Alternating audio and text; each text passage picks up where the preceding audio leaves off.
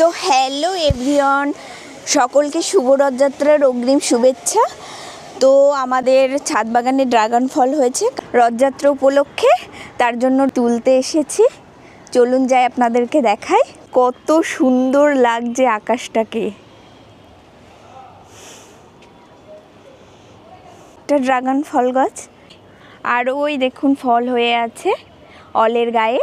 এই একটা তিনটে গাছ রয়েছে, একটা ঝুড়িও নিয়ে নিয়েছি, ড্রাগন ফল তুলবো। এই গাছটাতে তিনটে ফল হয়েছে দেখুন।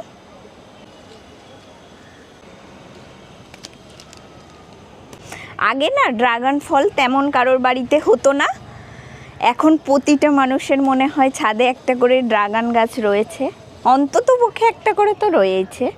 দেখুন এই ড্রাগন ফলটা, এই যে ফেটে গেছে, প্রচণ্ড কাটা বাবা। এইটা তুলতে গিয়ে ভেঙে না যায়। এই যে দেখুন,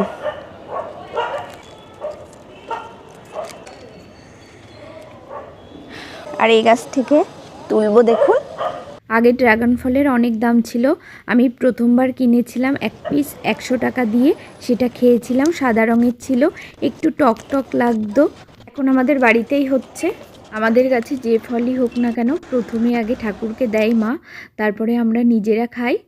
তো এই ড্রাগন ফল অনেক দিন থেকে হচ্ছে, ঠাকুরকে অলরেডি ঘরে দেওয়া হয়ে গেছে। আর এটা হচ্ছে কালকে, তো বললাম পুজোতে দেব।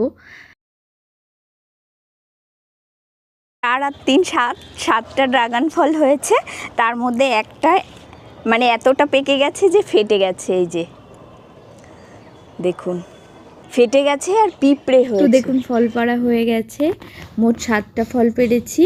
আমি যতদূর জানি ড্রাগন ফল দুটো কালারের হয়, রানী পিঙ্ক আর সাদা।